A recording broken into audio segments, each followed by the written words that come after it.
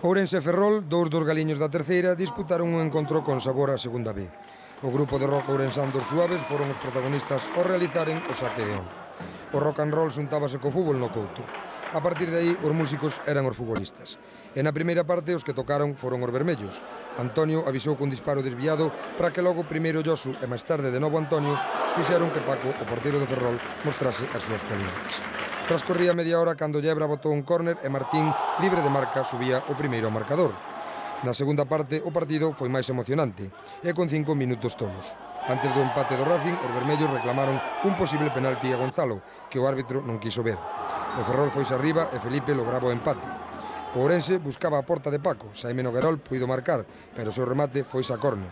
No saque dentro do Corruncho, Josu marcou no segundo pau, pero o árbitro anulouno por falta de Portela ao cancerbeiro Paco. Só pasaran 2 minutos cando Jordan foi o seto de penalti, xogada clave. Borja Llebra foi o encargado de lanzar, pero Paco adivinoulle a trayectoria e despexou o lanzamento. Esta xogada despistou os vermellos e alporizou os ferroláns. A ira fixo o segundo tras unha boa deixada de Mauro Porati. Os de Luisito fixaron o máis difícil, darlle a volta ao marcador. Fonsi Valverde recoñecía o mérito dos seus xogadores. Hemos hecho más méritos para ganarlo, pero no hay nada que reprochar al resultado, que también hay que reconocer que al haber marcado ese gol en el minuto 92, 91, pues nos tiene que dejar, vamos a poner medianamente satisfechos solo, ¿no? Pero ás veces o fútbol é susto, foi non neste caso. Co tempo cumprido, Peloto, tras un reseitamento da defensa, engancha unha volea ante a que nada poide facer Paco.